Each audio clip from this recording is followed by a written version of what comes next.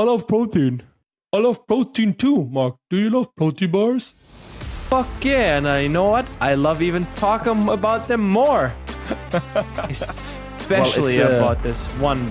This one company fucking sold for 600 million in 2017. Ooh-wee. Oh yeah. But Mark, why is it relevant? Why are we talking now about a company that was sold in 2017? Well, because the founder is back, baby. Oh, he's back. And he's back for more. First of all, for those who are not into protein bars, first of all, I mean, most of them taste horrible. But if you find a good one, you go into the ingredient list and, well, you might find protein there on the first place. If you're lucky, it's isolate. If it's not collagen.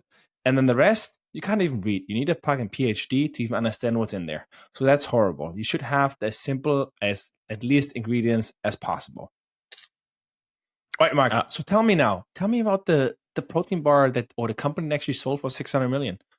All right, we are talking about RX bars, and they were sold in 2017 to Kellogg's for $600 million. Damn. So how did all this fucking happen? First of all, let's start off. How big is the market? The market is 4.5 billion.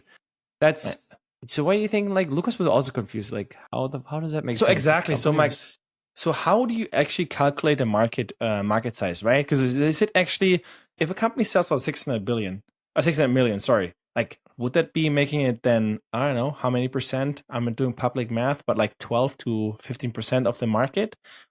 How does it even make sense? But Mark, please, for the listeners who don't know how actually market caps are calculated, what is the market size? How does it work?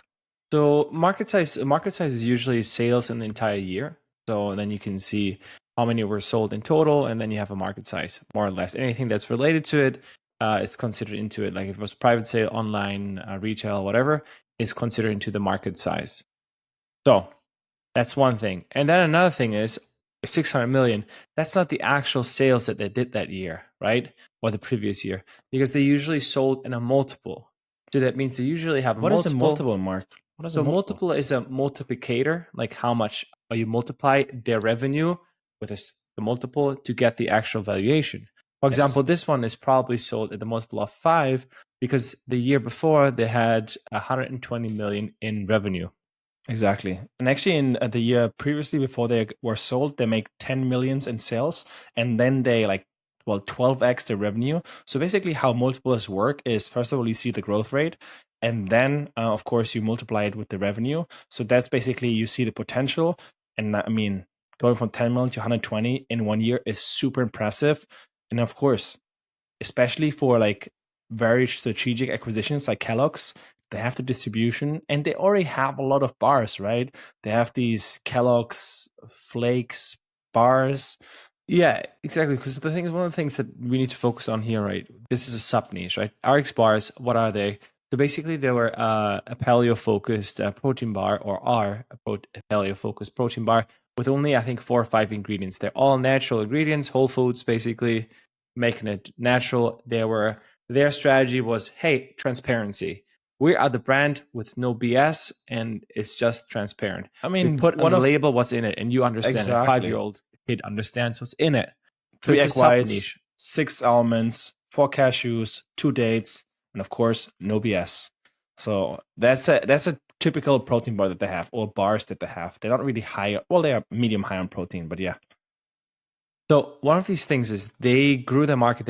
Actually, the company was founded in 2013, and within 4 years, they grew it to 120 million in revenue, which is one insane. of the things. This is fucking massive. Also, one of the things you have to consider is they were focusing on health consciousness, fitness culture, clean label. Well, like I said, natural ingredients already, and convenience, like on-the-go snacking. Right? These are trends because our society is getting busier and busier. At this point, I think we should at least reach at some point a peak of how busy we can get. But the trend is more going that direction. I mean, who wants to cook anyways? If they can have a protein or like a bar on the go in the car, it doesn't leave any. Well, normally you shouldn't like drop food with it. Like if you have anything else, it just makes the car dirty. It can be very more or less healthy or a good alternative, especially when there's like no BS in there, which is really, really nice. You know what I was thinking also is if the trend is going backwards a lot with the busyness because of after COVID, people are working from home, so there should be less busy. Hmm. You know what I mean? But I think the biggest trend that works towards, in general, the protein bar industry, because it's still growing at 6.5% year over year, is people getting more and more health conscious. So they want to have less shit in their food, as well as realizing that protein is more and more important. So they have, like, you've seen more and more protein brands showing up. You go, for example, to Lidl or Aldi, they have now a section just with Lidl. protein. Yes. Oh my god, the protein yogurt. What is it called? The natilla. Oh my yeah, it's like god. protein pudding. Oh, so 12 grams of protein for like 110 calories. That is so nice. Very good, very good. Anyways, coming back, we always end up with a topic. but that's why. but that's the thing. Like, we're seeing a trend in general of the entire industry of groceries that we go more and more into protein. So protein bars is just a great way when you're on the go. Maybe just like, oh, I just want to have a quick snack. That's why you're seeing it here in every tiny supermarket that is 24/7 open. You always can buy protein bars. Well, another thing about protein bars is they're easy and convenient in the sense of you can just store them at room temperature, right? Yeah. Puddings, also a good snack, but you have to fucking always keep them refrigerated. And a spoon, bro. Do you have a carry? Yeah. Do you carry a spoon in your your backpack? I mean, I wouldn't be surprised, to be honest. But That's true. Also, think another thing is, like, then you could also argue for beef jerky. I don't know why beef jerky is not as popular as protein bars. because it's more expensive. It's way more expensive. Like a bag of beef jerky, and you still have to then. It's like chips. You have to eat it one by one. Yeah. So, but yeah, it's way more. I think it's like 2x or 3x more expensive than a protein bar. Like, if you think about it, here you buy these barbell bars for like €3, 2.50 Well, to but €3. I want to argue for the gram of protein. I would even say that beef jerky is cheaper for the amount of protein. I'm not sure. We have to check. No, I don't believe it, because you have 35 grams of beef jerky, costs like 40 or €5. €5, and it's not worth it. All right, you do the math. In the meantime, while you do this, so guys, let's talk about the acquisition, right? Why did it actually sell, right? Because I mean, and what was it entailed for the founder, right? So basically, Kellogg's acquired it because, of course, it was growing, and it was perfect fit into their overall portfolio, which is really, really nice. It's like a very smart acquisition, because like sometimes these big brands, instead of just trying to bring out their own protein bar, they just acquire companies so they can just add it to their portfolio, which is really, really smart.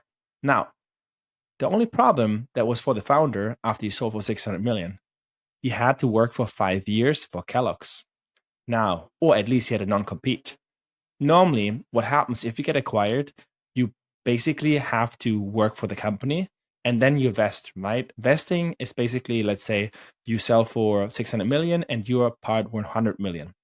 Then over the next 4 years, you get always partially these 100 million released. Meaning, so for example, after the first year, you get, let's say, 10%, then 40%, then another 30, and then another 20%.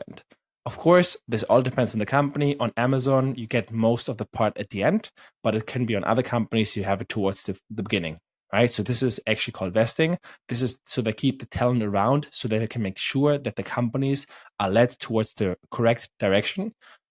And so that's one of the options. Now, actually on the 6th of October, the founder of RX Bars posted that finally, 5 years later, he has no non-compete. And as any good founder who just had a successful hit, well, he's here to do it again, Mark. So, what is this new protein bar called? And man, what man, oh man, oh man, man, he is doing it directly great from the start. Mark, let's just share the screen and just show it. All right, so you share, I'll talk. So this bad boy is called David. Yes, not David and Goliath, but no, David as the marble statue that was created by Michelangelo. Oh, let me tell you, this is fantastic. I like the marketing. Everything looks super clean, and they say, like, hey, God created marble, man made David. And humans aren't perfect, but David is. Exactly. So what I think is, look, this is the focus. They're going even more sub niche, right? Paleo, the last company that they created, RX Bars, or what he created, was focused on paleo. Just like, hey, whatever you see on the label, it's very transparent, just whole foods, etc. And this one is not on a trend in terms of whole foods, but more of the macronutrients in terms of protein, quality protein in it. You want to have as much as protein as possible in it. Maybe you can't read all of it, but it's still transparent. So they still write what everything's on there, not crazy complex, but still, I don't understand all of it, but at least they're writing everything on there, which is super, super cool. And I think this is one of the biggest selling points that they have is the CFP, so calories from protein, is the highest by far from any protein. What is that? What is that? I said it's calories from calories. protein. I know, but what does that mean? So basically, if you have 100 calories, how many of them is actually from protein, right? So for example, if the protein bar has 100 calories, 75 is from protein. Because you have to consider protein has 1 gram of protein has 4 calories, 1 gram of carbs has 4 calories, and 1 grams of fat has 9 calories. Okay, so basically 75 is comparable to, what is it here? Boiled cod, like a fish. And then the barbells that I talked about the other day, the protein bars or earlier, it has 40% only. So it's almost, well, it's like 35% more. It's like almost, it's so a lot more. The argument in this is that's the cleanest protein you can get in that sense, in terms of, hey, high quality. They're focusing again the super high end price. Also more of the trend is going more to longevity and the focus on higher quality protein. Also in terms of people want to lose more fat. And well, you've seen this already. We talked about Ozempic, and one of these other things is now, hey, like this is not high caloric, but low caloric, like 152 calories, but 28 grams of protein, which 28 grams of protein is a lot. That's like a full meal worth of protein. It's also you have to consider a scoop of proteins. For example, our protein powder has only 76% of protein per 100 grams as well. So basically, protein powder, which normally is considered one of the highest ones, if you don't buy isolate, this is the equivalent. So it's like very, very good. It's a very good alternative. But and no sugar. Exactly. Well, the no sugar, to be honest, I don't care too much about it. But well, that's how they get the exactly.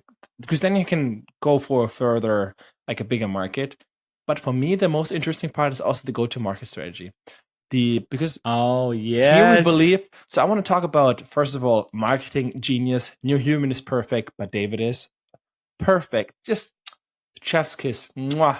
Just like perfect. This just by this expression, they just make themselves look better and take a shit on the competition without even having to say anything, which is already amazing. And then, of course, we talked about and I think like 30 episodes ago.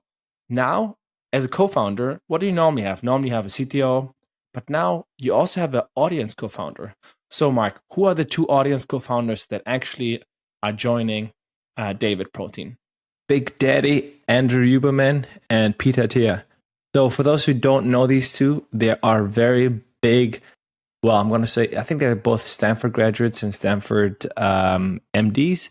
So they're, Attia is an MD, a medical practitioner, and Dr. Huberman is just, he does just basically, he gives lectures, etc. But both of them also do research, and this is the most important part, both of them have also an audience, because Lucas mentioned that they're audience co-founders, but they're also doing the science co-founder. I think they have the official title or something like that. Both of them, which is fucking fantastic. They have the distribution, and because all their whole brand, they can use their brand, is about, hey, we are just talking about science. What is the best scientifically? So it's basically the stamp of approval. There we go. It directly says, all right, this is approved by the best or only care about science. And of course, also nowadays, it's all about having distribution, right? So back in the day, you might be able to compete with, let's say, just normal advertisement. But nowadays, you need a co-founder, or I believe more and more, it makes it so much easier if you have somebody, give them shares in the company. I mean, we've seen it with Prime, right? Logan Paul, billion-dollar company in a few years.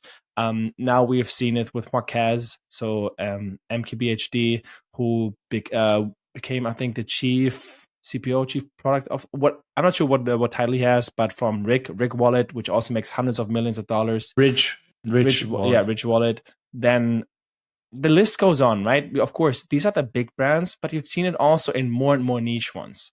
So here, for example, the protein one, of course, Uberman is big, but still, like it's great. It's amazing how they use this to first of all get distribution, as well as directly get like a stamp of approval. So for me, 10 out of 10. Of course, they raised 10 million to get started in a seed round, which is a really big round, especially in this kind of industry.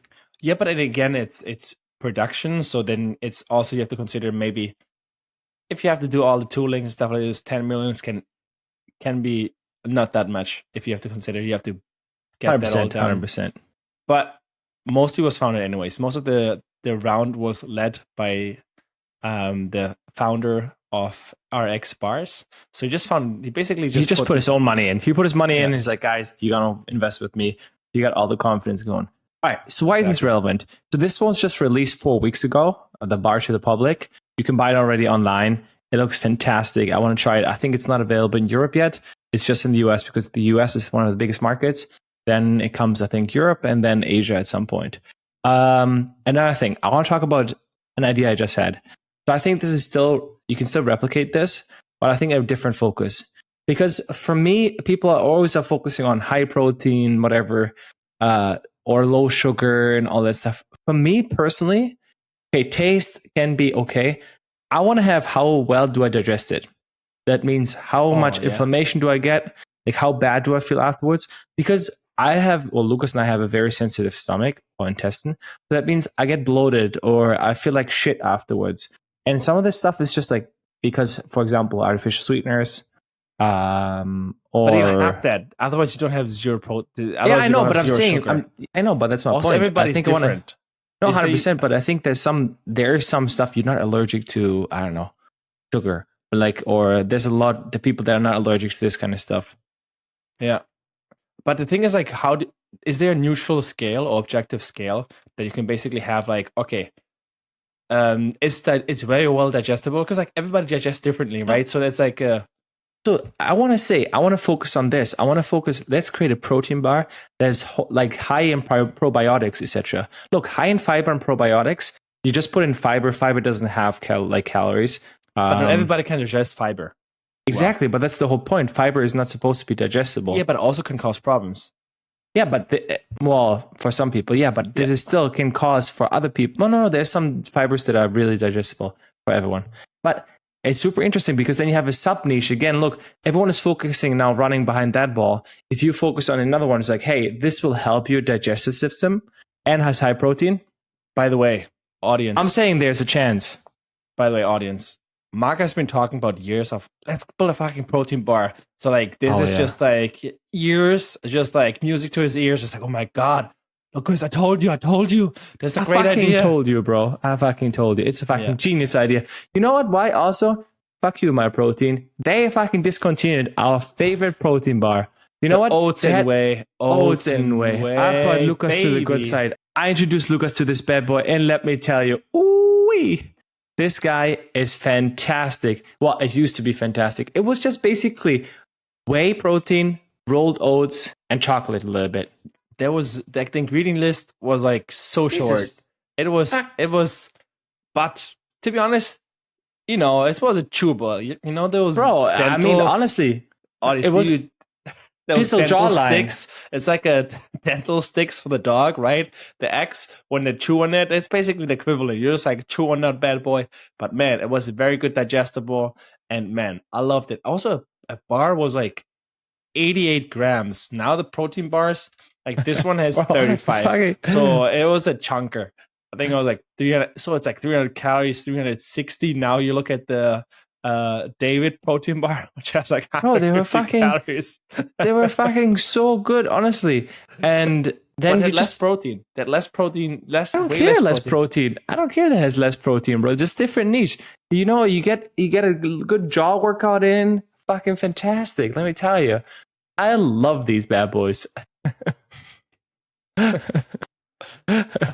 right, so I mean, I'm suggesting there is still a lot of niches in that protein bar segment. This is also where we can come back to why was it valued at 600 million? Because it was a sub niche that's growing rapidly.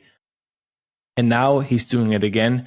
Not focus on paleo, on these ingredients, but high protein. High protein and low calories. Exactly. Right? So in general, calories per protein. No, calories from protein. So CFP, which is actually the equivalent to protein powder. So for those people who hate taking like powder with water, so like no protein shake, they can just take the equivalent of the protein bar. I'm sure they will do also ads about it. They're like, are you tired of shaking? Now just eat your protein bar, David, because this is how perfection looks like. I don't know, whatever. There's just like something I just... But they're just going to have it on their podcast, Uberman and Peter Thiel. For sure. All right, everybody. Okay. Love the idea. I'm excited to try them out. They're kind of expensive. Like I think 4 are like $14, 13, 14. 18. And like 18. Oh, never mind. Mm-hmm. So much more. And well, but if you buy a 12-pack, it's cheaper. It's like, $40, it ends like 39. Yeah, exactly. It's like $3 to $4. Yeah, which is still more expensive than the rest, but I definitely want to try it. I'm hoping that they soon will be available as well in Spain or Germany. But yeah, all right, everybody, please in the comment section below, let us know what is your favorite protein bar, and of course, do you digest it well? And any recommendations? Would love to hear it. Do it in YouTube, of course. Give us a like, subscribe, and of course, if you have any topic, let us know. If not, catch you next one. Peace.